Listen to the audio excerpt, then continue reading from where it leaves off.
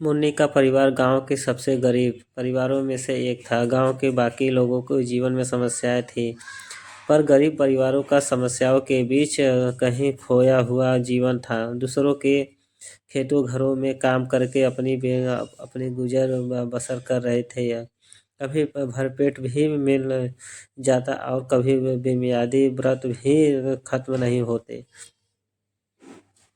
मुन्नी अपने माँ बाप की इकलौती संतान थी। भाई बहन तो और भी थे उसके, पर कोई सवाल भर से ज्यादा बच नहीं पाया।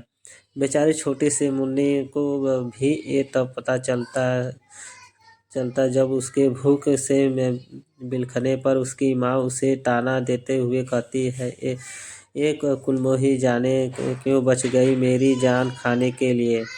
धीरे धीरे मुन्नी बड़ी भी हो गई और ऐसे तानों की उसे आदत भी हो गई। वैसे गरीबों के पास कोई अपना शब्दकोश तो नहीं होता, मगर भी अगर होता उसमें बचपन नाम का कोई शब्द नहीं होता। ऐसा ही हाल ही कुछ मुन्नी का भी था।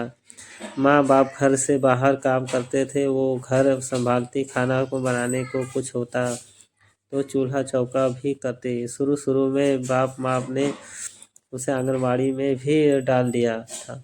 इसी बहाने उसे भी एक वक्त का खाना नसीब हो जाता और कभी कभार घर वालों को भी फिर आय के लिए घर वालों के लिए भी उसे भी काम पर लगा दिया। 2 जून की रोटी के लिए 3 लोग जी तोड़ मशक्कत करते करते मुन्नी जैसे जैसे बड़ी होती गई उसके रूप में और काम करके ढंग से में और निखार आता गया।